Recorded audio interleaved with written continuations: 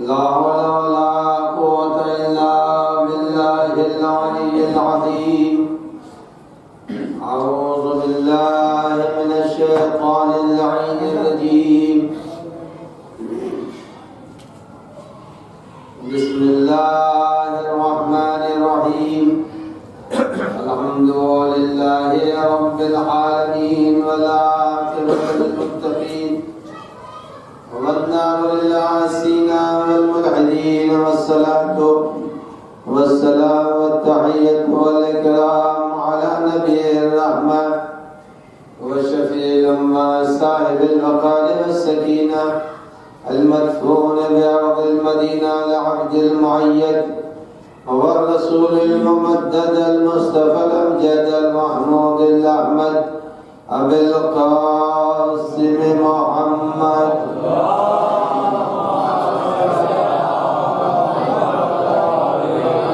وعلى ابن أمه ووزيره ووصيه وخليفة نور الأنوار حجج الجبار والد الأئمة الأطهار قسم الجنة والنار المولود في البيت ذي الأستار إمام المشارق والمغارب الذي يحبه فرج على الحاضر والغائب غالب كل غالب علي بن أبي طالب.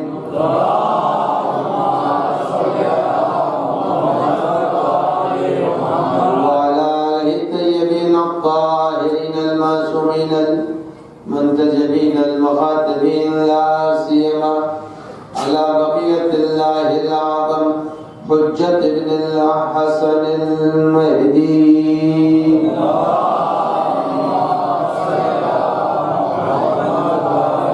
وروحي وأرواح العالمين له الفداء واللعنة الدائمة الباقية على أعدائهم أجمعين من ليلنا هذا إلى قيام يوم الدين. أما بعد وقد قال الله الحكيم في كتابه الكريم بسم الله الرحمن الرحيم قل إن كنتم تحبون الله فاتبعوني يحببكم الله ويغفر لكم ذنوبكم والله غفور رحيم.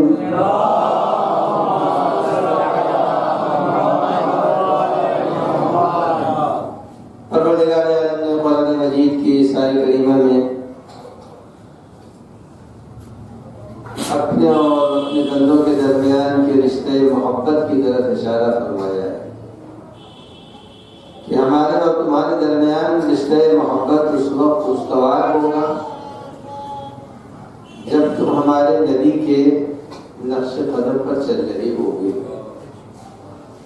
اگر تم ہمارے نبی کے نقش قدم پر چل رہے ہو تو تمہارے اندر ایمان بھی ہے, تمہارے اندر تقویٰ بھی رہے گا, تمہارے اندر نجات کے تمام عناصر بھی پائے جائیں گے. اور اگر تم نے ہمارے نبی کی پیروی نہیں کی اس کے معنی یہ ہے کہ تم اپنے دعوے کے اندر کامل نہیں ہو, اور دعویٰ ہی ہے, دعوے کے ساتھ ثبوت نہیں ہے. کل میں نے آپ کی خدمت میں پیغمبر اکرم صلی اللہ علیہ وآلہ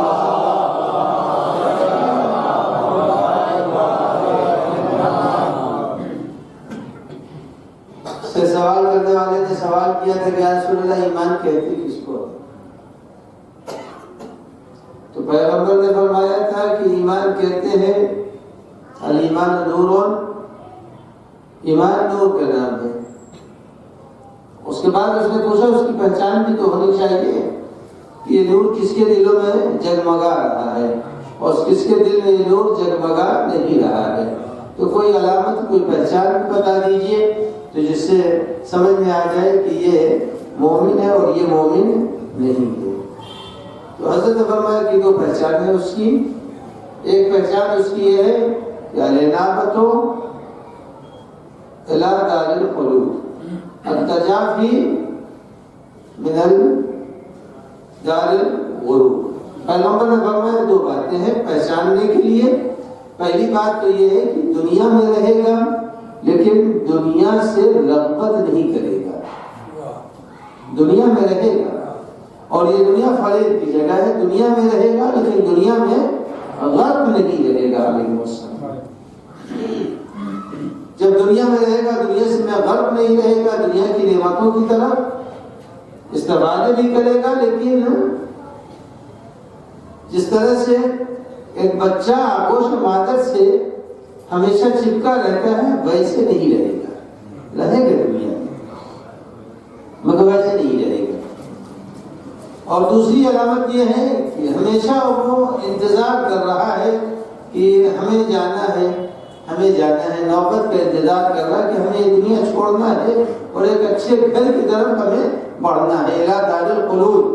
ہر وقت نوبت کا انتظار، جب نوبت میں آدمی ہے سب میں لگا ہوا ہے، جب سب میں لگا ہے تو انتظار کر رہا ہے کہ ہمارا وقت کب آ جائے گا، ہمارا وقت کب آ جائے گا، ہم کب پہنچیں گے۔ تو اب وہ جو بھی صاحب ایمان ہے وہ ہر لمحہ نوبت فراق دنیا یعنی دنیا کے چھوٹنے اور آخرت کے تک پہنچنے کا انتظار کرتا رہتا ہے۔ یعنی علامت اس کی یہ ہے کہ جو بھی صاحب ایمان ہوگا وہ اپنی موت سے قابل نہیں ہوگا۔ نوبت کے معنی آج ہم جا رہے ہیں، کل دوسرا جائے گا، پرسوں تیسرا جائے گا، نوبت جانے والوں کی لگی ہوئی ہے۔ تو کہا جو صاحب ایمان ہوگا، صاحب ایمان کی پہچان یہ ہے وہ اپنی موت سے غافل نہیں ہوگا، ہر وقت وہ اپنی موت کو مد نظر رکھے گا۔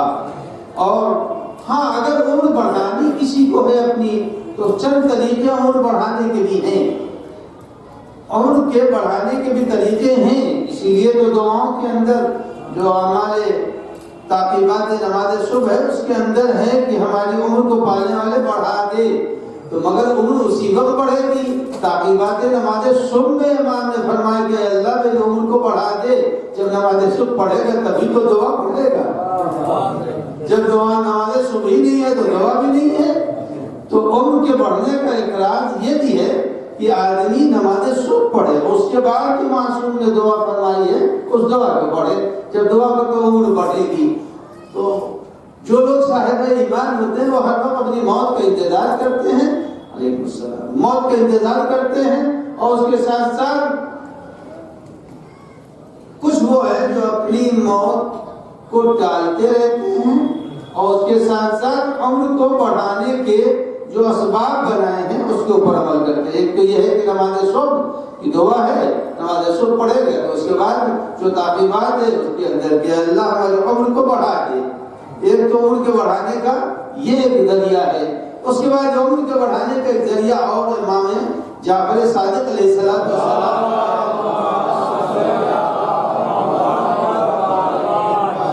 عمر کے بڑھانے کا ذریعہ ہے، لیکن بیان تو میں کر رہا ہوں اسے، لیکن ہر آدمی ڈرتا ہے، ہر آدمی ڈرتا ہے۔ امام نے فرمایا کہ اگر کوئی اپنی عمر میں اضافہ چاہتا ہے تو اپنا کفن اپنی حیات میں تیار کر دے، جبکہ کوئی اپنا کفن اپنی حیات میں تیار کرنے کے لیے تیار نہیں ہے، اس لیے کہ کفن آ جائے گا تو موت آ جائے گی۔ تو عزیزان گرامی یاد رکھیے کفن سے ملک الموت ڈرتے نہیں ہیں، نہ کفن آ جانے سے ملک الموت قریب آ جائیں گے، نہ یہ ہوگا کہ ملک الموت کفن نہیں ہے تو بھولے بیٹھے ہیں، ارے اتنے ابھی کفن ہی نہیں لیا ہے۔ ملک الموت کے نہ بھول ہے نہ کفن آ جانے کے بعد سے ملک الموت جلدی آ جائیں گے، کہاں نہیں۔ کفن اگر کسی کے پاس ہے تو کفن رکھنے والے کی عمر کو امام نے فرمایا اللہ بڑھا دیتا ہے۔ کہا اللہ یہ چاہتا ہے کہ آئے یہ غافل ہے یا متوجہ ہے؟ اگر غافل ہے تو پھر غافل کو کسی وقت بلا لیا جا سکتا ہے، لیکن جو اپنی موت پر ہر وقت تیار ہے، اللہ نے کہا یہ تو پہلے ہی سمجھنے کے لیے تیار ہے، کفن تک تو تیار کر رکھا ہے، چھوڑو یہ تو ہمارے ان بندوں میں سے ہے جو میری ملاقات کا انتظار کر رہا ہے۔ اب وہ کفن کا رکھ لینا عیب نہیں، کفن کا رکھ لینا عمر کے اضافے کا سبب ہے، اور کفن رکھنا بھی چاہیے اور ہوتا بھی کر لینا چاہیے۔ نہ جانے کفن اپنے ہاتھوں سے کفن کاٹ کے تراش کر کے ہے ہی کتنا ہے، 3 عدد ٹکڑے ہی ہیں کفن کے، 3 عدد ٹکڑوں کو تیار کر لے، غوطہ کر لے، اور غوطہ کرنے کے بعد سے اس کو رکھ دے حفاظت سے، وصیت کر دے، نصیحت کر دے۔ تو اب امام نے فرمایا کہ اگر عمر میں اضافہ چاہتا ہے مومن تو کفن کو تیار رکھے۔ کفن کے سلسلے میں ایک بات عرض کر دوں، کتنا خوش نصیب ہے وہ بندہ مومن جو اپنا کفن تیار کر لے اور کفن کے اوپر کچھ نہ لکھے۔ اگر لکھ سکتا ہے تو لکھ لے، اگر نہیں لکھ سکتا اتنا تو لکھ سکتا ہے نا، چاہے کسی طرح سے لکھ لے، دیکھ کے لکھ لے، کاربن سے لکھ لے، مگر بسم اللہ الرحمن الرحیم لکھ دے، کفن پر بسم اللہ الرحمن الرحیم لکھ دے، اور چہارہ معصومین کا نام لکھ دے، اس لیے کہ یہ وہ چیزیں ہیں جو اس میں اعظم ہے۔ بسم اللہ بھی اس میں اعظم ہے اور ائمہ ہدیٰ علیہ السلام بھی اس میں اعظم ہے۔ آپ کہتے ہیں کہ یا علی، اللہ کے نام بھی علی ہے، اور امیر المومنین علی بن ابی طالب علیہ السلام کا نام بھی علی ہے، وہ فاطر ہے، یہ فاطمہ ہے، وہ محسن ہے، یہ حسین ہے، تو اب معلوم ہوا کہ یہ اسماء حسنہ میں سے ہیں۔ تو اگر آدمی اپنے کفن کے اوپر بسم اللہ الرحمن الرحیم اپنے ہاتھوں سے لکھ لے تو کفن ہی رکھنے سے عمر بڑھ جاتی ہے، کفن رکھنے سے عمر بڑھ جاتی ہے۔ اس کے ساتھ ساتھ اس بسم اللہ کا فائدہ کیا ہوگا وہ سن لیجیے۔ بسم اللہ کا فائدہ کیا ہوگا؟ ڈرنے کی ضرورت ہے، کفن آنے سے کچھ ہوتا تو کچھ نہیں ہوتا، بلکہ معصومین علیہ السلام ارشاد فرماتے ہیں کہ کتنا غافل ہے، کتنا غافل ہے دنیا کے اندر انسان کہ اس کے محلے کی دکان میں اس کا کفن رکھا ہوا ہے، اس کو خبر بھی نہیں، محلے کی دکان میں کفن رکھا ہوا ہے، اس کو اس کی خبر نہیں کہ ہمارا کفن آ چکا ہے ہمارے محلے میں۔ تو معلوم ہو جب کفن محلے میں آئے تو خبر نہ ہو تو اس کو غافل کہتے ہیں، جو کفن کو پہلے ہی سے برسوں سے تیار رکھا ہوا ہے، اور کہا 6 برس ہو گئے کفن خریدے ہوئے، موت ہی نہیں آ رہی ہے، کہا 10 سال ہو گئے کفن خریدے، کربلا سے لے کے آئے ہیں، موت ہی نہیں آ رہی، ایسوں کو موت نہیں آتی۔ اب سمجھ میں آیا، امام نے کہا کہ اگر کفن رکھ لو گے تو تمہاری عمر میں اضافہ ہوگا، تو خود ہی مرنے کے لیے جب تیار ہو چکا ہے تو اب پروردگار عالم ان کو چھوڑ دے گا، کہے ملک موت چھوڑو، یہ تو ہمارا بندہ وہ ہے جو زمین پر استغفار بھی کر رہا ہے، توبہ بھی کر رہا ہے، میری ملاقات کا منتظر ہے، کہ ان لوگوں کے پیچھے جاؤ جو ہم سے غافل ہیں۔ تو کفن سے اب آئیے بسم اللہ لکھنے کے فائدے کیا ہیں۔ جناب موسیٰ علیہ السلام نے شکایت کی، پروردگار عالم بھوکا رہتا ہوں، ایذائیں اٹھاتا ہوں، لوگوں کی مدد کر رہا ہوں، کلمہ تبلیغ کر رہا ہوں، پہنچا رہا ہوں، لیکن پالنے والے مسئلہ یہ ہے کہ میں اتنی زحمتوں میں مبتلا ہوں اور یہ نالائق فرعون بڑی بڑی اچھی اچھی نعمتوں سے سرفراز ہو رہا ہے، اچھے کھانے بھی کھا رہا ہے، ہمارے تو جلد میں پتیوں کی سبزی کے آثار نمودار ہو گئے ہیں اور یہ نعمتیں استعمال کر رہا ہے۔ تو رب العزت نے کہا ہاں موسیٰ میں تمہاری بے کسی بھی دیکھ رہا ہوں، اس کا عیش و عشرت بھی دیکھ رہا ہوں، یہ نہیں کہ میں اس کا عیش و عشرت نہیں دیکھ رہا، اس کی زندگی کا عیش و عشرت بھی دیکھ رہا، تمہاری بے کسی بھی دیکھ رہا، لیکن میں تمہاری دعا کو قبول کر چکا ہوں۔ یہ نہیں کہ تمہاری دعا ہماری بارگاہ میں قبول نہیں ہو رہی، نہیں موسیٰ تمہاری دعا ہماری بارگاہ میں قبول ہے، تم تو میرے کلیم ہو، تم تو ہمارے کلیم ہو، ایسا تھوڑی ہے، تم میرے کلیم ہو، تمہاری بات نہیں سنوں گا تو کس کی سنوں گا؟ فرعون کی تھوڑی سنوں گا، میں کلیم ہوں، تمہاری بات سن رہا ہوں، اگر مجبوری ہے، ہماری لفظ ہے مجبوری، اللہ کی لفظ نہیں ہے کہ مجبوری ہے، یہ نہ سمجھے کہ اللہ کا ہماری مجبوری ہے، اللہ مجبور نہیں، وہ قادر ہے۔ پروردگار عالم نے جواب دیا کہ موسیٰ مسئلہ یہ نہیں ہے، میں تم کو عزیز رکھتا ہوں، تمہاری دعا کو بھی سنتا ہوں، لیکن صرف ایک چھوٹی سی بات یہ ہے، جب کبھی یہ انسان تھا، آج تو خدا بن گیا ہے نا، آج تو خدا بن چکا ہے، جب کبھی یہ انسان تھا، آج تو یہ خدا بن گیا ہے، جب کبھی انسان تھا اور یہ کبھی ہمیں مانتا تھا، آج یہ نافرمان ہو گیا ہے، آج یہ ہمارے دائرے ربوبیت سے نکلنے کی کوشش کر رہا ہے۔ جب یہ ہمارا بندہ تھا تو اس نے اپنے اس کمرے میں جہاں یہ سوتا ہے اس کے اوپر اس نے بسم اللہ الرحمن الرحیم لکھ کے چپکا دیا ہے. اس نے بسم اللہ لکھ کے چپکا دیا ہے. اب مجھے حیا آتی ہے کہ جس نے ہمیں رحمان مان لیا ہو، رحیم مان لیا ہو، غفار غفور مان لیا ہو، میں اسے مٹا دوں، میں اسے مٹا دوں. اے موسیٰ پریشان نہ ہو، بس اسے گھر سے نکلنے دو، کسی دن گھر سے نکلنے دو. کچھ لوگ وہ ہوتے ہیں کہ جن کی تلاش میں پولیس ہوتی ہے لیکن وہ کہیں چھپے ہوئے ہوتے ہیں. جیسے ہی مارکیٹ میں آئے پولیس کو خبر ہوئی، پکڑ لیا. عزیزان گرامی، رب العزت کی کمین میں بیٹھے ہوئے ملک بھی انتظار کر رہے ہیں. کہا ذرا اس کو نکلنے دو. جیسے ہی یہ سارے بسم اللہ سے نکلے گا فوراً ہم اسے فوراً عذاب میں مبتلا کر دیں گے. تو معلوم یہ ہوا اگر یہ سارے بسم اللہ میں فرعون جیسا آ جائے تو محفوظ رہتا ہے. اگر یہ سارے بسم اللہ میں فرعون آ جائے تو محفوظ رکھتا ہے. اگر ہم جیسے گنہگار اپنے کفن کے اوپر بسم اللہ الرحمن الرحیم لکھ لے تو یقیناً ایک تو کفن کی موجودگی ہماری حیات کی ضامن بنے گی اور ایک بسم اللہ کے ساتھ رحمان اور رحیم عذاب قبر سے بچا لے گا. عزیزان گرامی، آدمی کو ایمان اگر ہے تو ایمان والا الانابۃ الی دار الخلود کا وہ انتظار کرتا رہتا ہے، اپنی موت کا انتظار کرتا رہتا ہے. تو ہر آدمی کی معصوم کی حدیث کی روشنی میں اور کیسے کیسے بڑھتی ہے. ایک تو نماز صبح کے تعقیبات سے بڑھتی ہے، دوسری یہ کہ کفن کے رکھ لینے سے بڑھ جاتی ہے، کفن کے رکھ لینے سے عمر بڑھ جاتی ہے. اور تیسری چیز ہے کہ آدمی جب کفن اپنا فراہم کر لیا تو ایک چیز اس کے اندر اور اپنے ہاتھوں سے لکھنے کے بعد ایک انتظام اور کر دے.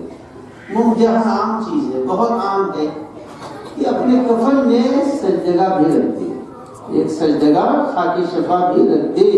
خاک شفا کے فوائد کتنے ہیں ذرا اس کی طرف اشارہ کر دوں. خاک شفا کے فوائد کیا؟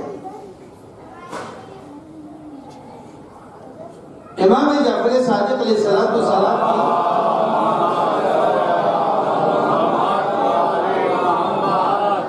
کی خدمت میں ایک خاتون ہے، اور جب وہ خاتون آئی ہیں امام کی خدمت میں تو امام سے کہتی ہیں، جن کی مفاتیح شیخ باسط امی، انہوں نے اس کو سکینۃ البحار میں لکھا. وہ لکھتے ہیں کہ ایک خاتون آئی امام کی خدمت میں اور آنے کے بعد امام سے کہا مولا میری بیٹی مر گئی، میری بیٹی کا انتقال ہو گیا ہے اور میں بہت ہی شرمندہ ہوں عوام کے سامنے،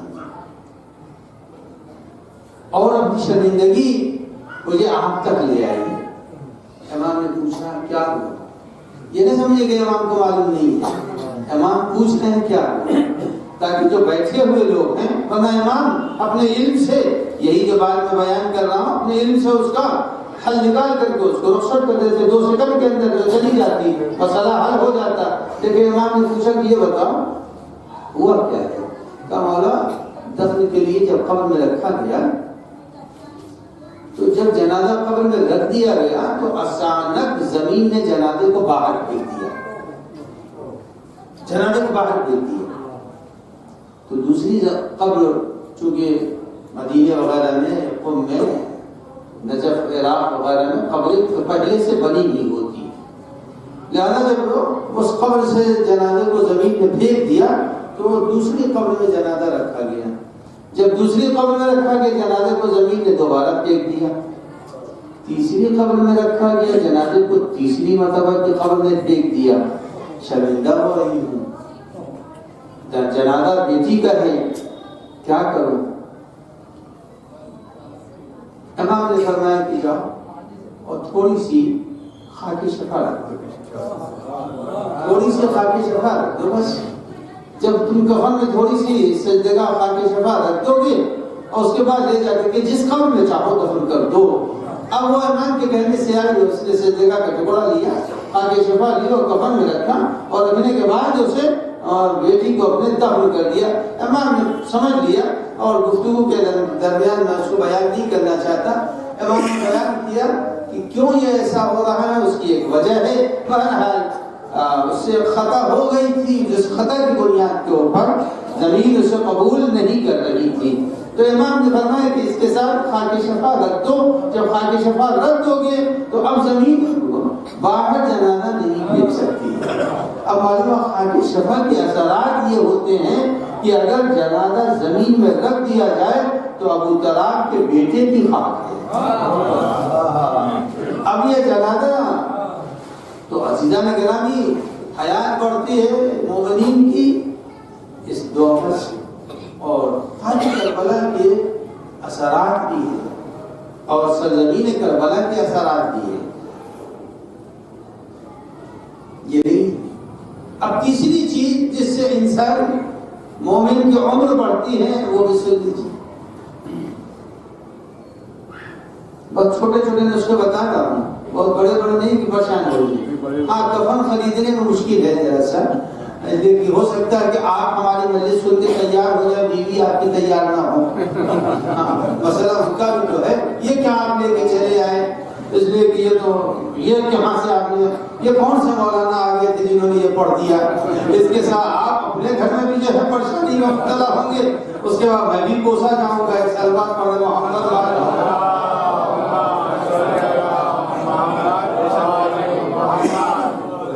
یہ معاملہ درپیش ہو سکتا ہے اگر آپ ہماری آج کی تقریر کے بعد کہ چلو بھیا تھوڑے دن اور زندہ رہیں گے، جب اللہ ہم سے راضی ہے تو اب جب جانا ہوگا تو جائیں گے، تو اگر کفن خرید کر کے لے گئے تو خدا نہ خواستہ یہ نہ سمجھیے، سمجھا دیجیے کہ بھائی یا ہماری آج کی تقریر ہی سنا دیجیے گا کہ بھائی کفن سے کوئی مرتا نہیں ہے۔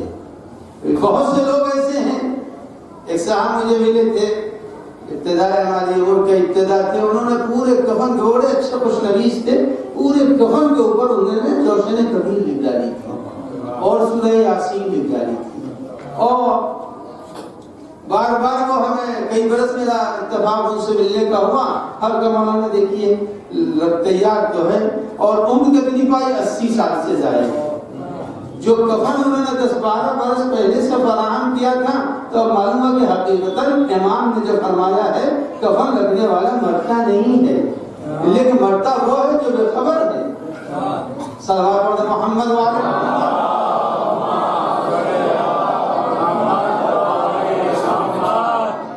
دو چیزیں ہیں، ایک تو عمر بڑھتی ہے تعقیبات نماز صبح سے، دوسری عمر بڑھتی ہے کفن لگنے سے، تیسری عمر بڑھتی ہے صدقہ دینے سے۔ اگر کوئی آدمی صدقہ دیتا ہے تو صدقہ دینے سے عمر بڑھتی ہے۔ صدقہ وہ نعمت ہے کہ جس کی برکتوں کو کوئی محسوس نہیں کر سکتا۔ صدقہ اگر آدمی نے دے دیا، اور یہ یاد رکھیے صدقہ اگر نکالیے تو صدقہ نکالنے کے بعد مومن کو دیجیے، جمع کر لیجیے، صدقہ کو جمع کر کے اسے مومن کو دے دیجیے، بہت سے مومن مل جائیں گے، مگر شرط ہے کہ مومن کو دیجیے، غیر مومن کو نہیں دیجیے۔ ایک مرتبہ صدقہ نکالا امام جعفر صادق علیہ السلام،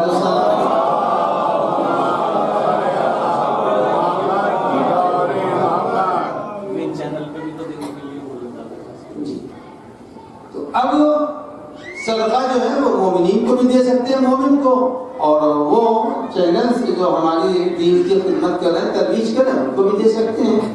اب عزیزان گرامی ایک شخص کو امام نے صدقہ دیا امام کو، اس نے ہاتھ پر صدقہ لیا، جیسے ہی اس نے ہاتھ میں صدقہ لیا امام نے پھر اس کو اٹھانا چاہا۔ اب بتائیے آپ اگر یہ عمل انجام دیں تو کہے گا فقیر، یہ کہے گا دیکھیے دے کر کے پھر لے رہے ہیں، وہ تو فوراً جو ہے چونک جائے گا۔ جیسے ہی امام نے ہاتھ پر صدقہ رکھا اور اٹھانا چاہا، وہ چونک گیا کہ یہ دیکھیے دے کر کے لے رہے ہیں، مگر امام نے دے کے لیا نہیں صدقہ، بلکہ امام نے اس کے ہاتھوں سے صدقہ لینے کے بعد چوم کے رکھ دیا، پھر اس کے ہاتھ میں چوم کے صدقہ رکھ دیا۔ اب اس نے پوچھا کہ آپ نے دیا تھا، پھر اٹھا لیا، چوما اور رکھ دیا؟ تو امام نے فرمایا کہ ہاں، پہلے پیسہ میرا تھا، جب صدقہ نکالا تو خدا کا ہو گیا، جب صدقہ خدا کا ہو گیا تو اب خدا کی طرف منسوب ہو کر کے چن لیا میں نے۔ اب معلوم یہ ہوا کہ اس عمل سے یہ پتا چلا کہ اگر کوئی چیز خدا کی طرف منسوب ہو جائے تو چومی جا سکتی ہے، اگر نبی کی طرف منسوب ہو جائے تو چومی جا سکتی ہے، اگر اہل بیت کی طرف منسوب ہو جائے تو چومی جا سکتی ہے۔ بات ان کے یہاں ہوتی ہے جہاں کے اوپر ہر چیز میں شرک پایا جائے۔ صلوات پر محمد وعلی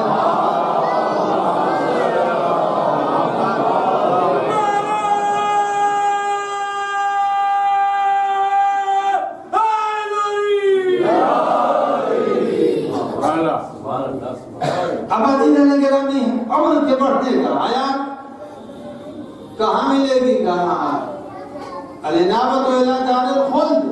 آدمی چاہے گا جانا جنت میں، جانا چاہے گا جنت میں، جو پہنچ گیا اس کو حیات ابدی ملے گی، تو مرتا تو نہیں ہے۔ پروردگار عالم کہتا ٹھیک ہے، ٹھیک ہے۔ گیسٹ ہاؤس میں بھی مہمان ٹھہرائے جاتے ہیں، اپنے گھر میں بھی ٹھہرائے جاتے ہیں۔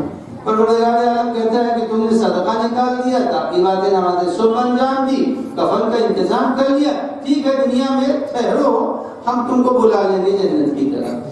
تو جنت کی طرف جب انسان بلایا جائے گا تو اب یہ ایمان کی بنیاد ہے۔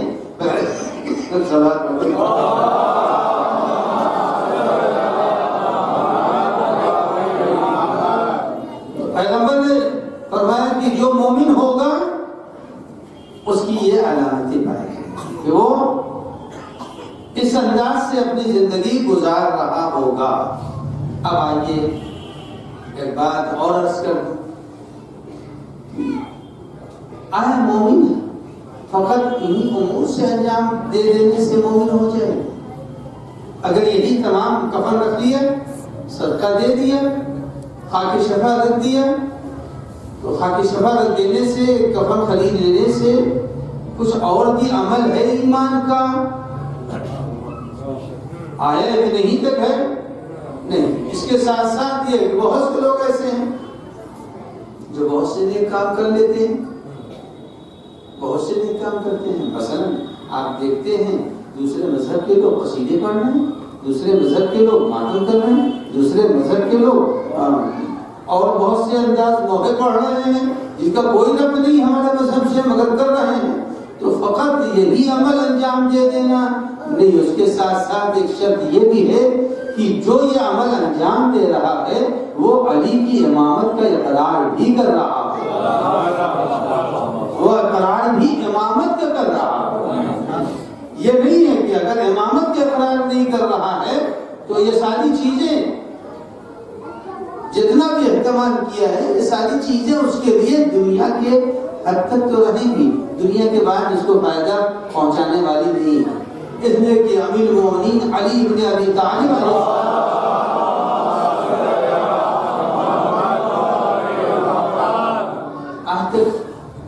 عزیزان گرامی، مولا کائنات علی بن ابی طالب علیہ السلام کی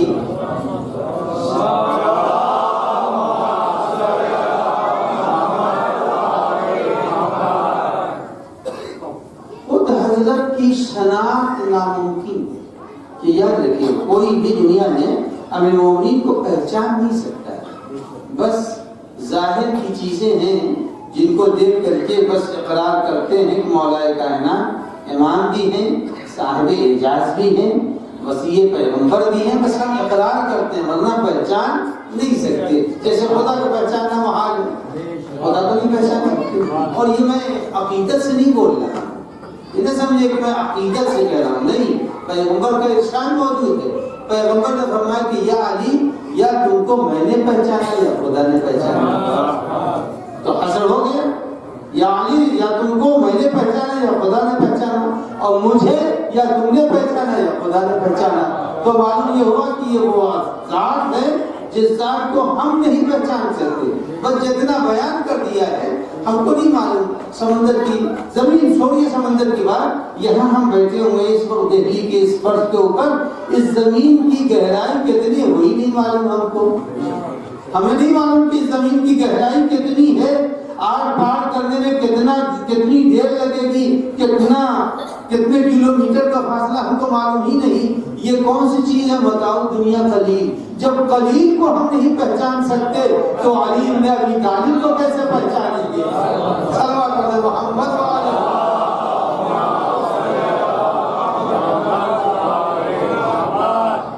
یہ تو قلیل ہے نا، بتاؤ دنیا قلیل ہے. ہم یہاں بیٹھے سفینے کے اس فرش کے اوپر اس کی نیچے کی گہرائی زمین کے اس پار کی نہیں بتا سکتے.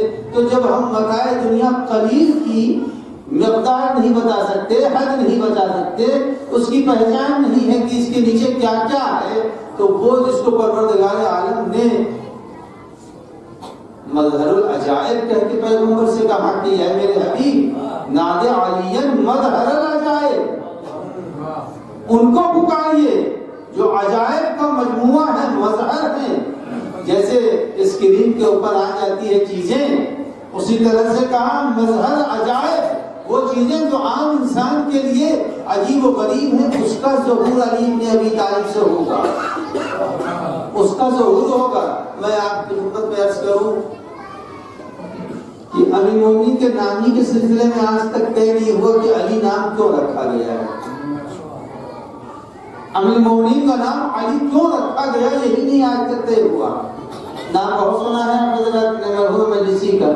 مرحوم مجلسی لکھتے ہیں کہ امیر المومنین کا علی نام رکھا ہی کیوں گیا.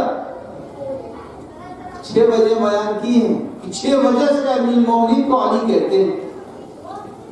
سب سے پہلی وجہ یہ ہے کہ آدم سے لے کر کے امیر المومنین کے پہلے تک کسی کا نام زمین پر علی نہیں تھا. پہلی ذات ہے مولا کائنات کی جن کا نام علی رکھا گیا.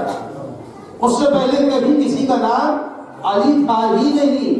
تو اس اعتبار سے امیر المومنین منفرد ہے کہ کسی کا نام علی نہیں رکھا گیا. اس کے بعد انہوں نے دوسری وجہ لکھی کہ امیر المومنین کو علی کیوں کہتے ہیں. کہ علی کو علی کہنے کی وجہ یہ ہے کہ جنت میں سب کے تو الگ الگ، یہاں تو فلیٹ بولتے ہیں کہ فلاں کا فلیٹ اور فلاں جو ہے کالونی، اور یہ وہاں آلونی کالونی نہیں، وہاں کچھ نہیں.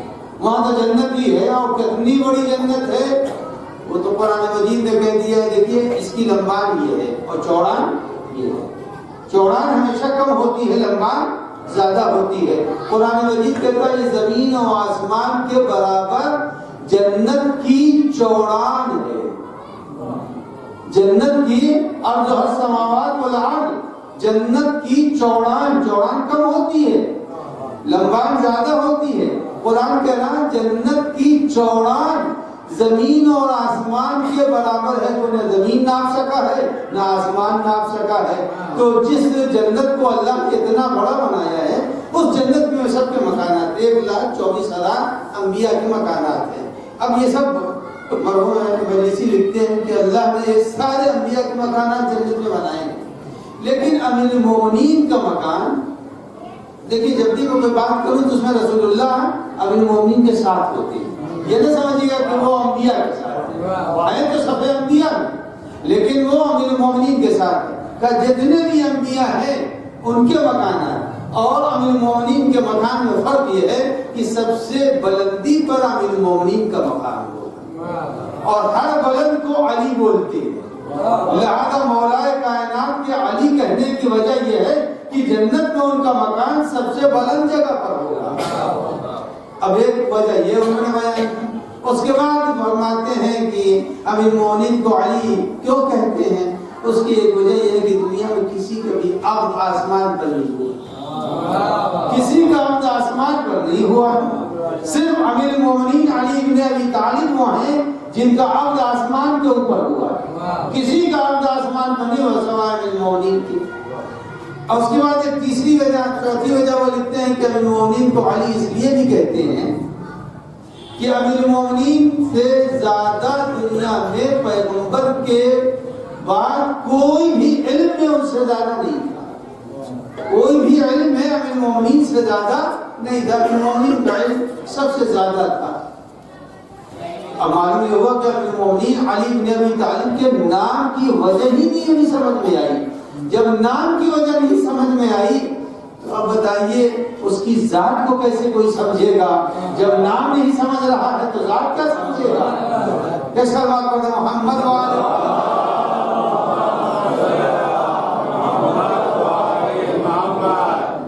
ذات امیر المومنین سمجھنا ممکن نہیں ہے. جب نام کی علت اور امیر المومنین کو کہا گیا، اس کو اگر پڑھوں گا تو بات بہت آگے بڑھ جائے گی.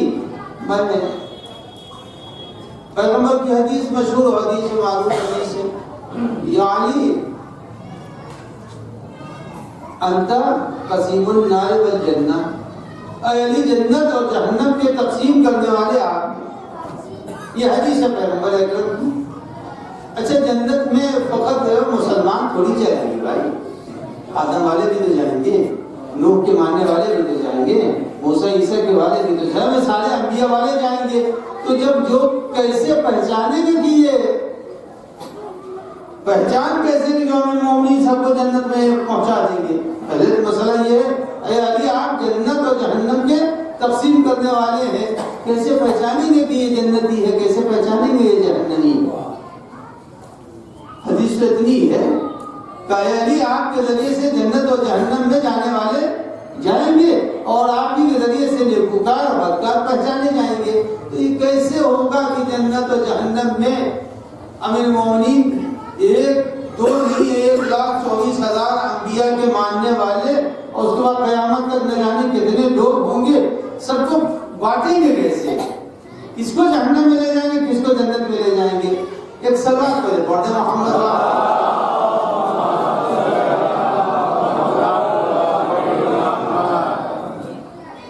اس سوال کو تو نہیں سناؤں گا.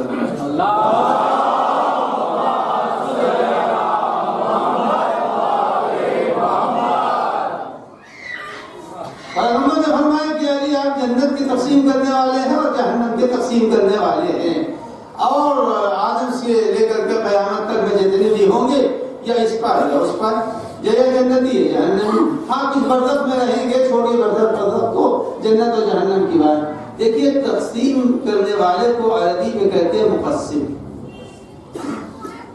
اور اس مجلس کے خاتمے کے بعد تبرک تقسیم ہوتا ہے، تبرک آخر میں تقسیم ہوگا. اچھا جب آپ یہاں کے اوپر آئے اور تشریف فرما ہوئے تو آپ نے دیکھا پہلے قرآن کی تلاوت ہوئی، اس کے بعد سے اس فرش کے اوپر پھر سوزخانی ہوئی، سوزخانی کے بعد اب میں آیا، میرے بعد نوحہ ہو گئے، نوحوں کے بعد ایک نہیں 2 نوحے ہوتے ہیں، کبھی 3 ہو جاتے ہیں. تو اب عزیزان کرام اس مثال ہماری سن لیجئے گا. فرش بچھایا گیا، پہلے ایک آیا، پھر دوسرا وہ چلا گیا، دوسرا آیا، وہ چلا گیا، تیسرا آیا، تیسرے نے ختم کیا، چوتھا آیا، چوتھا چلا گیا، 5واں آیا. یعنی فرش ایک ہے مگر ذاکر بدلتے جا رہے ہیں، ذاکر بدلتے جا رہے ہیں. بس یہی یاد رکھیے گا، فرش ایک ہے اور ذاکر بدلتے جا رہے ہیں. فرش ہدایت ایک تھا، کبھی آدم پڑھ کے چلے گئے، کبھی نوح پڑھ کے چلے گئے، کبھی ابراہیم پڑھ کے چلے گئے، کبھی موسیٰ پڑھ کے چلے گئے، کبھی عیسیٰ پڑھ کے چلے گئے، کبھی محمد مصطفیٰ پڑھ کے چلے گئے. کہا ذاکر بدلتا رہا، فرش نبوت و ہدایت ایک رہا. فرش نبوت و ہدایت ایک رہا. اب سب پڑھ کے چلے گئے. تبرک بانٹنے والے کے لیے تو اتنا امتیاز ہے، آپ فرش پر آ گئے ہیں، جاتے وقت تبرک لیتے جائیے. اب امیر المومنین اسی لیے پیغمبر نے کہا یا علی آپ آدم کے زمانے میں بھی تھے، نوح کے زمانے میں بھی تھے، موسیٰ کے زمانے میں بھی تھے، عیسیٰ کے زمانے میں بھی تھے. صلوات پڑھیں محمد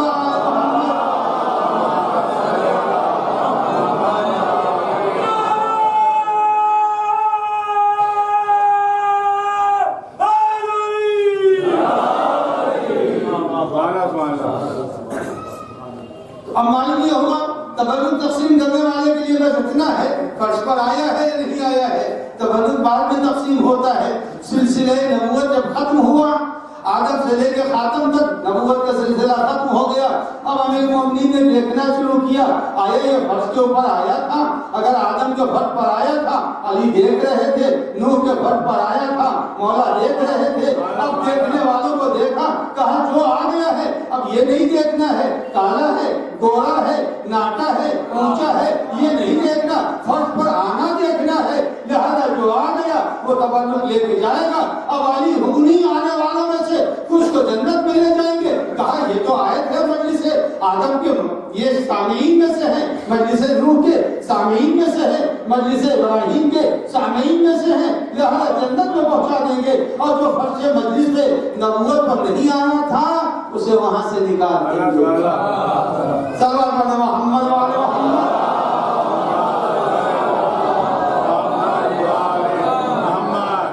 اب صرف اتنا ہے کون آیا تھا کون نہیں آیا۔ جو انبیاء کے فرش نبوت پر آ گیا، جو فرش ہدایت پر آ گیا، اب اس کی پہچان ہو گئی کہ یہ تو بیٹھے تھے۔ اب عزیزان گرامی، آتے آتے بات آئے کہ حج آخر آیا۔ اب حج آخر آیا تو اس میں دیکھا جائے گا یہ حج آخر میں شامل ہوئے تھے نہیں، کہاں ہوئے تو تھے مگر کٹے کٹے تھے۔ اب معلوم ہے حج آخر میں رہے، کٹے کٹے رہے، کہاں ان کو اگر دیکھا جائے گا یہ تو آنا ہی نہیں چاہ رہے تھے، باہری سے روڈ کے اوپر سن رہے ہیں۔ روڈ پر سننے والا تقریب کو، روڈ پر سننے والا تبرک نہیں پاتا ہے، فرش میں آنے والا اگر قدیم کے خیمے میں آئے ہوگے تب جا کر کے تم کو ملے گا جنت و جہنم۔ اگر خیمے قدیم میں آ کے سلام نہیں کیا تو پھر تمہیں کچھ نہ ملے گا۔ صلوات پڑھیں محمد وعلی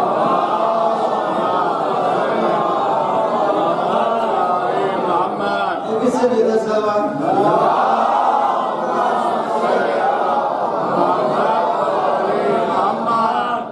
مومن وہی ہے جس کے اندر خوبیاں یہ پائی جا رہی ہیں، اور الحمدللہ ایمان یا علی حب کا ایمان، اے علی آپ کی محبت ایمان ہے، محبت ہے تو ایمان ہے۔ اور یہ یاد رکھیے اگر زبان سے اقرار کر لے تو اس کا مرتبہ اور ہے، اگر دل سے اقرار کرے تو اس کا مرتبہ اور ہے۔ اگر زبان سے اقرار کر رہا اور دل سے انکار کر رہا ہے تو اس کا مرتبہ اور ہے۔ گزرے کوئی بات نا مشکل ہو گئی، اچھا پانی ملا رہا اس میں، ایک صلوات پڑھیے محمد وعلی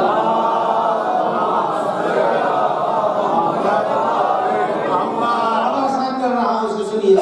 کبھی اقرار زبان سے ہوتا ہے دل سے نہیں ہوتا۔ اگر زبان سے اقرار ہو رہا دل سے نہیں ہو رہا ہے تو اس کو اسلام کہتے ہیں، ایمان نہیں کہتے۔ اس لیے کہ قرآن مجید کہتا ہے کہ آنے والے آئے تھے، قالت الاعراب آمنا، آنے والے آنے کے بعد کہا تم ایمان لایا۔ اللہ کا حکم ہے قل، اے پیغمبر کہہ دیجئے کہ نہیں تم مومن نہیں ہو بلکہ کہو اسلمنا، ہم اسلام لائے ہیں۔ اب یاد ہے کہ اصول اسلام اور ہے، اصول ایمان اور ہے۔ اصول ایمان اور ہے، اصول اسلام اور ہے۔ اصول اسلام میں کیا ہے؟ اول توحید، دوسرے نبوت، تیسرے قیامت، یہ اصول اسلام ہے۔ اور اصول ایمان کیا ہے؟ اول توحید، دوسرے عدل، تیسرے نبوت، چوتھے امامت اور پانچویں قیامت۔ بس ایک دو بس لفظ کہہ رہا ہوں اگر آپ متوجہ ہیں، یعنی اصول ایمان اور اصول اسلام۔ اصول اسلام میں تین چیزیں ہیں۔ اصول قرآن کہہ رہا ہے اپنی طرف سے نہیں، آمنا آئے ہیں آنے والے، کہا میں مسلمان ہوں، کوئی ایمان لایا، کہا نہیں تم مسلمان ہو۔ اب معلوم ہے کہ اصول اسلام اور ہے، اصول ایمان اور ہے۔ بس جو تین چیزوں کو مانے کیا ہے وہ اصول اسلام ہے، یعنی تین کے ماننے والے اسلام کے ماننے والے ہیں، پانچ کے ماننے والے ایمان کے ماننے والے ہیں۔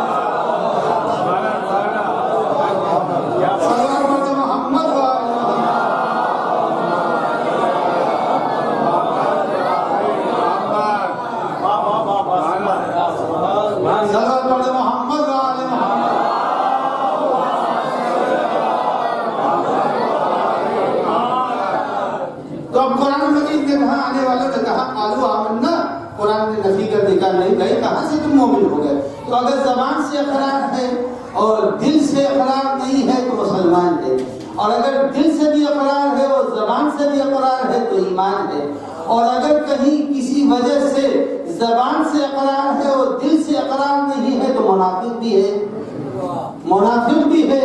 اور عزیزان گرامی کبھی کبھی ایسا ہوتا ہے کہ دل مان رہا ہے، زبان سے نہیں کہہ سکتے، تو اسی کو تقیہ کہتے ہیں۔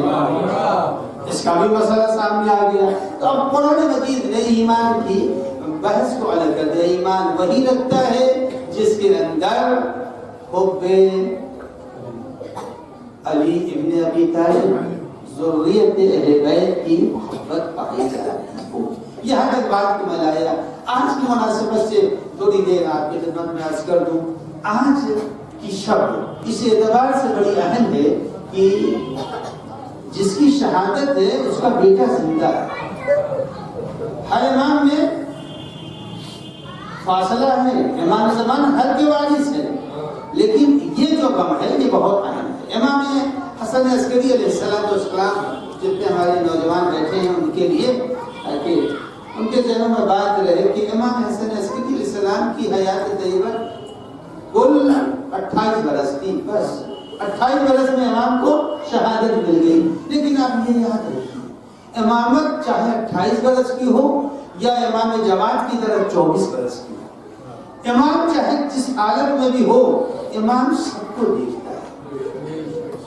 امام ہر چیز کو، ہم یہاں بیٹھے ہیں، امام کو معلوم ہے کہ یہاں کون کون آیا ہے۔ ہم پڑھ رہے ہیں، امام کو معلوم ہے کہ یہ کیا پڑھ رہے ہیں، کس کا ذکر کر رہے ہیں۔ یہ نہ سمجھیے کہ امام کو معلوم نہیں ہے۔ کل والوں کو سمجھانا بھی مشکل تھا اور سمجھنا بھی ان کا مشکل تھا، لیکن آج تو بڑا آسان ہو گیا۔ ابھی میں بات کو مکمل کروں گا۔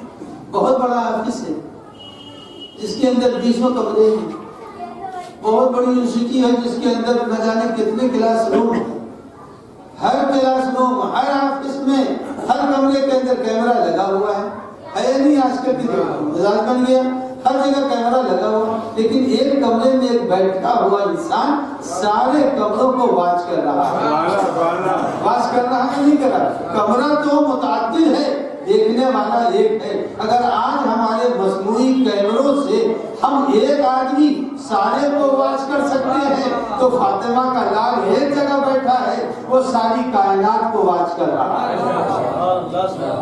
ایسا نہیں ہے کہ امام کی نگاہوں سے کوئی شخص غافل ہے۔ اب آئیے، امام علیہ السلام نے دین کو بھی بچایا اور دینداروں کو بھی بچایا، دونوں کو بچایا، دین کو بھی بچایا ہے اور دینداروں کو بھی بچایا ہے۔ میرے پاس ہے ابھی 10 منٹ، میں 10 منٹ کے اندر اپنی بات کو مکمل کروں گا۔ صلوات پڑھ دیں محمد وعلیہ۔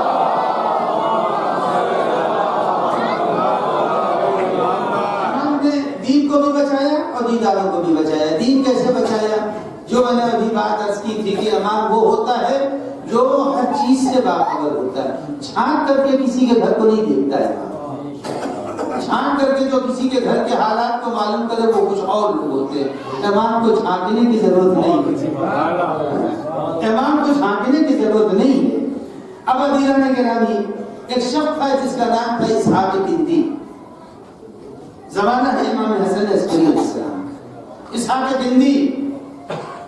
اسحاق کندی نے قرآن مجید کی آیتوں کو جمع کر کے اس کا یہ دعویٰ تھا کہ یہ قرآن کی آیتیں آپس میں ٹکرا رہی ہیں، لہذا یہ قرآن اللہ کی کتاب نہیں ہے۔ مثلا ایک جگہ قرآن مجید کی آیت ہے، اللہ یتوفی الانفس، اللہ وہ ہے جو روح کو قبض کرتا ہے۔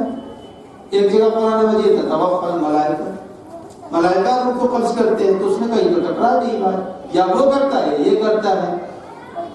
اس طرح سے اس نے بہت سی چیزوں کو جمع کیا تھا، لیکن اس کو یہ نہیں معلوم تھا کبھی کبھی جو ہے کام جو ہے وہ جتنے بھی روڈ کون بنا رہا ہے، مزدور بنا رہے ہیں۔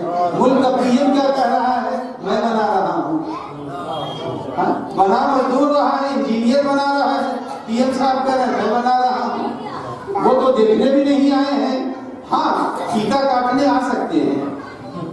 تو عزیزان گرامی، اسے تو ابھی اتنا بھی نہیں اسحاق کندی کو معلوم تھا، اس نے قرآن کے دیکھیے بیٹھا وہ کمرے میں اپنے لکھ رہا، کوئی کیا لکھ رہا ہے اسے ہم نہیں کیا بتا سکتے، آپ نہیں بتا سکتے۔ یہاں پہ اتنے بڑے سارے نوجوان بیٹھے ہوئے اپنے موبائل کے اوپر کیا کیا چیٹ کرتے ہیں وہ ہم نہیں بتا سکتے، لیکن عزیزو اس واقعے کے بعد یاد رکھیں جتنے بھی نوجوان ہیں کہ اگر ہم چیٹ بھی کر رہے ہیں تو امام اس سے باخبر ہیں، باخبر۔ ابھی ہمارے اس واقعے کو سنیے، اسحاق زندی نے قرآن کے خلاف کتنی اس کے ذہن میں جو آیتیں تھی سب کو جمع کر لیا، اور جمع کر کے وہ کتاب بنا رہا تھا۔ امام نے ایک دن اس کے ایک شاگرد کو بلایا، کہا پہلے جاؤ تم اس سے قریب ہو جاؤ، جب قریب ہو جاؤ تو صرف اتنا کہہ دینا آپ نے جو یہ تمام چیزیں جمع کی ہیں، آپ جو سوچ رہے ہیں، اگر کہیں اللہ کا وہ نبی آ کر کے کہے کہ تم نے جو سوچا ہے یہ ہم نے مراد ہی نہیں لیا تھا تو کیا ہوگا؟ آپ جو سوچ رہے ہیں ہم نے یہ سوچا ہی نہیں تھا، آپ جو کہنا چاہتے ہیں وہ ہم نے کہا ہی نہیں ہے، اس وقت آپ کیا جواب دیں گے؟ اسحاق زندی تھا تو پڑھا لکھا، اس نے جیسے ہی سنا چپ ہو گیا، کچھ بولا نہیں۔ ایک دن گزر گیا، 2 دن گزر گیا، پڑھا لکھا تھا، سوچتا رہا کہ بات تو صحیح ہے، جتنی چیزیں ہم نے جمع کی ہیں اگر لانے والا کہتے کہ یہ ہم نے مطلب کب بیان کیا ہے جو آپ سوچ رہے ہیں، ہمارا مقصد تو یہ ہے۔ اب اس نے سوچنے کے بعد شاگرد کو بلایا اور بلا کے کہا مجھے بتاؤ یہ تمہارے ذہن میں خیال کہاں سے آیا، یہ خیال آیا کہاں سے؟ تو اس نے کہا ہم نے سوچا تھا، ہم نے سوچا تھا یہ۔ اس نے کہا میں تمہیں پڑھا رہا ہوں، لکھا رہا ہوں، میں جانتا ہوں یہ تمہارے ذہن کی پیداوار ہی نہیں ہے، یہ تمہارے ذہن کی پیداوار ہی نہیں ہے، کمی میری ہے۔ وہ ڈٹا رہا کیونکہ امام کی پیچھے سے حمایت حاصل تھی، کہنا میں نے کہا ہے، کہا نہیں، اس نے کہا ہم تمہیں بھی پہچانتے ہیں، یعنی امام کے گفتار کی گہرائی کو اہل علم پہچانیں گے، امام کی بیان کی گہرائی کو اہل علم پہچانیں گے۔ عزیزان گرامی، جب بہت اس نے اصرار کیا تو اس نے آخر کار کہہ دیا یہ امام حسن عسکری علیہ السلام کا بیان تھا۔ اس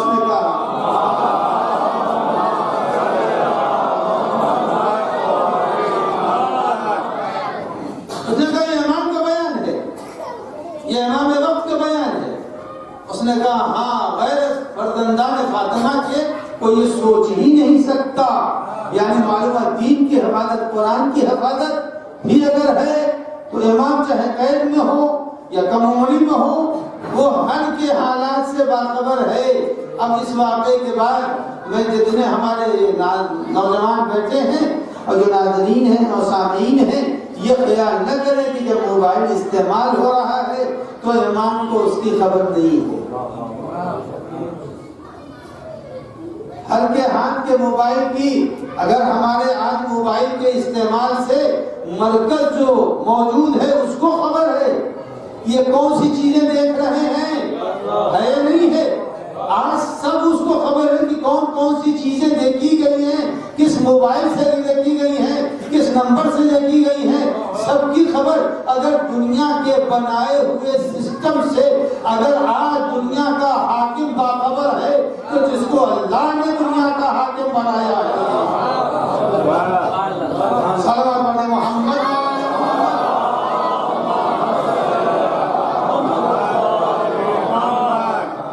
تو اب معلوم یہ ہوا کہ امام دین کے بھی حفاظت کرتا ہے۔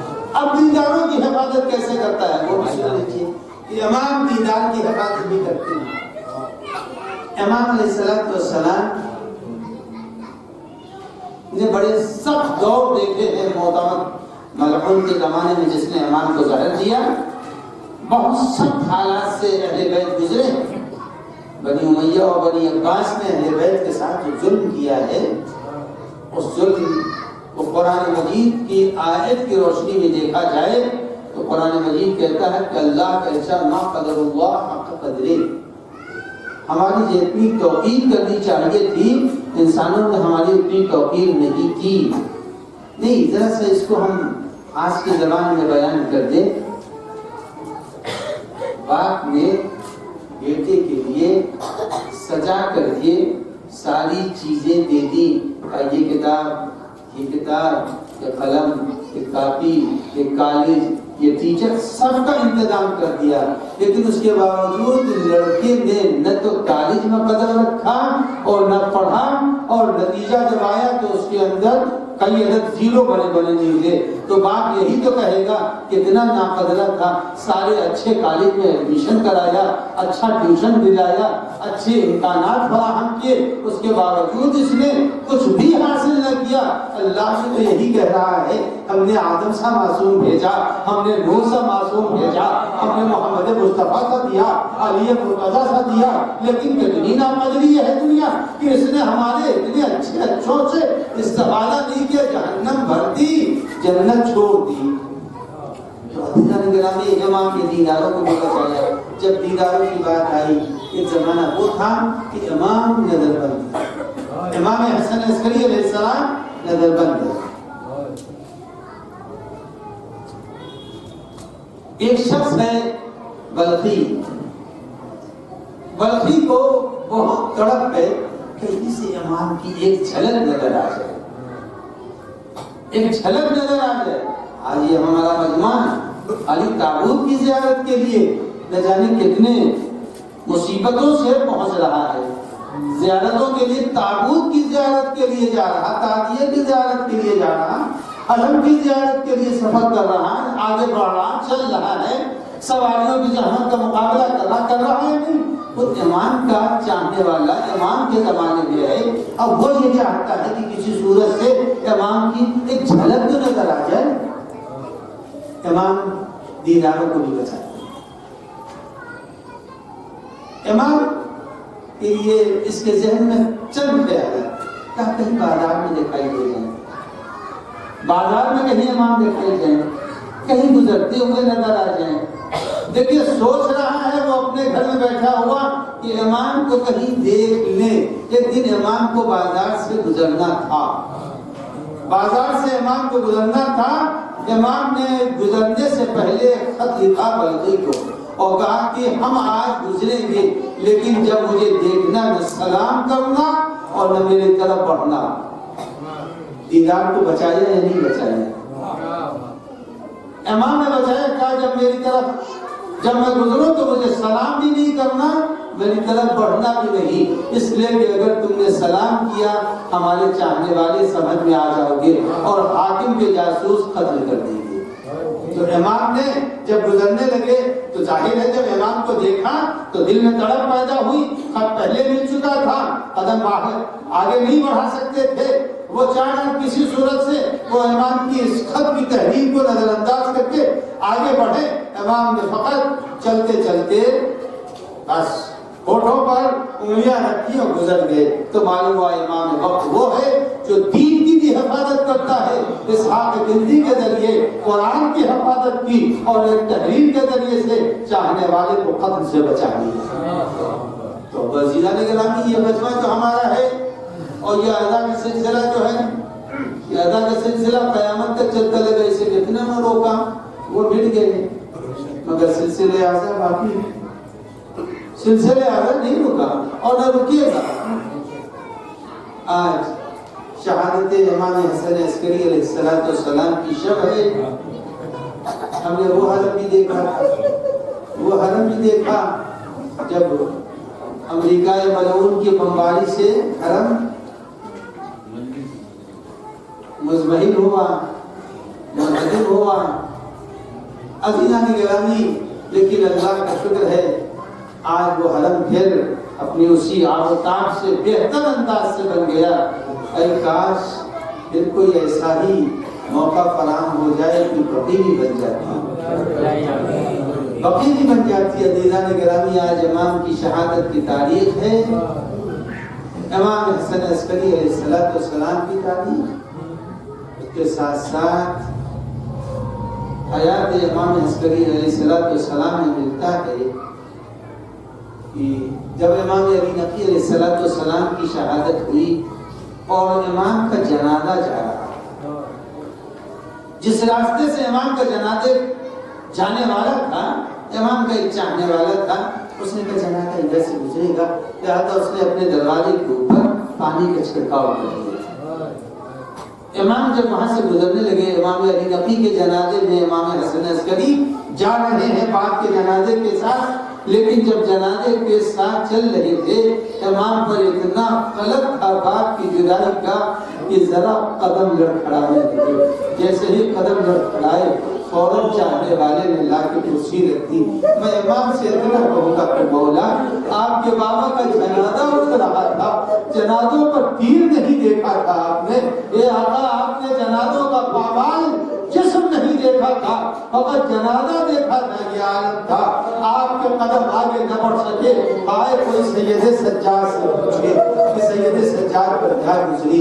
عزیزان گرامی، میں اپنی مجلس کو تمام کر دیتا، لیکن ابھی مسائل کے چند ٹکڑے آپ کی خدمت میں پیش کروں گا۔ جو زندہ رہے گا وہی تو فرش اعلیٰ پر رکھے گا، اور اگر ہم یہاں سے رخصت ہو گئے تو فرش اعلیٰ نہیں ملے گا، مگر فاطمہ زہرا کی دعائیں شامل حال رہیں گی۔ عزیزان گرامی، موت کب آ جائے اس کی کسی کو خبر نہیں ہے۔ یہ قافلہ بھی آپ نے سنا مدینے پہنچا، جب مدینے پہنچا تو حسین کی سغرا بیٹی سغرا کو باپ کے شہادت کی خبر جب ملی، سغرا باپ کی جدائی میں بہت زیادہ ارے بے حال ہو گئی، باپ کی دلاری بیٹی۔ عزیزان گرامی، قافلہ بشیر کی خبر کے بعد شہر کے باہر ٹھہرا ہوا ہے، قافلہ وہاں ٹھہرا، سب وہاں کو اوپر پورا مدینہ ڈھونڈ کے پہنچا ہے۔ جب مدینہ پہنچا تو جناب سغرا ہر ناقے کے اوپر جو محمل تھی، ہر محمل میں جاتی تھی اور جھانک کر کے واپس آ جاتی تھی۔ ایک محمل میں گئی، دوسری محمل میں گئی، تیسری محمل میں گئی، ہر محمل میں جاتی ہے، پردے کو ہٹاتی ہے، پلٹ کے آ جاتی ہے۔ کسی نے پوچھا، اے بیوی ارے کیا دیکھ رہی ہو؟ کہا میں ننھا بھیا علی اصغر کو تلاش کر رہی ہوں۔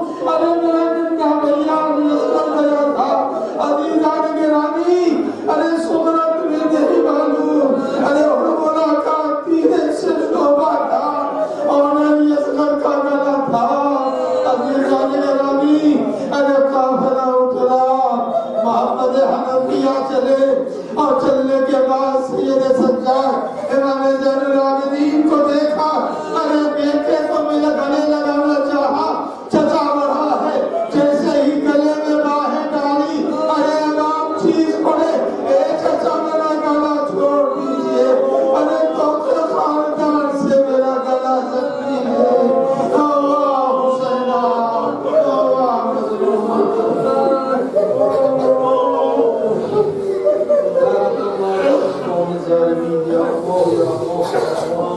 الہی مدد امام کو راضی و خوشنود فرما، ظہور امام میں تعدیل فرما، الہی بیماروں کو شفا عنایت فرما، قرضداروں کے قرضوں کو ادا فرما، پانے والے جو بے روزگار ہیں سر کار فرما۔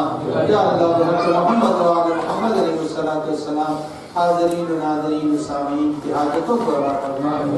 یا اللہ جو صاحبان دختر کو برائے سے زبردوش فرما، آنے والے اعضاء امام حسین کو فروغ عنایت فرما، آنے والے واسطہ ہے ہم سب کی چھوٹے سے عمل کو قبول فرما، آنے والے اگر زندگی ہے تو آئندہ کے لیے سعادت کرامت فرما، اگر ہم لوگوں کی حیات کا آخری دن ہے تو پالنے والے ہم لوگوں کے لیے ذریعہ شفاعت قرار فرما۔ یا اللہ انقلاب ایران مراجع اعظام کی تعین و نصرت فرما، پالنے والے شب اول قبر ہم سب کو اہل بیت کی زیارت و شفاعت نصیب، عذاب قبر، فشار قبر، تاریکی قبر سے نجات عنایت فرما۔ یا اللہ بحق محمد و آل محمد علیہ السلام، ملک و بیرون ملک سے جن لوگوں نے دعاؤں کی فرمائش کی ان کی حاجات کو روا فرما۔ یا اللہ بحق محمد و آل محمد پیغام اہل بیت کی پہنچانے کی توفیق و توانائی عنایت فرما۔ النبی و آلہ الطاہرین، کل کی مجلس محفل کی شکل میں انجام پائے گی، آپ حضرات اسی حساب سے اپنے لباس کو بھی تبدیل کر دیجیے گا۔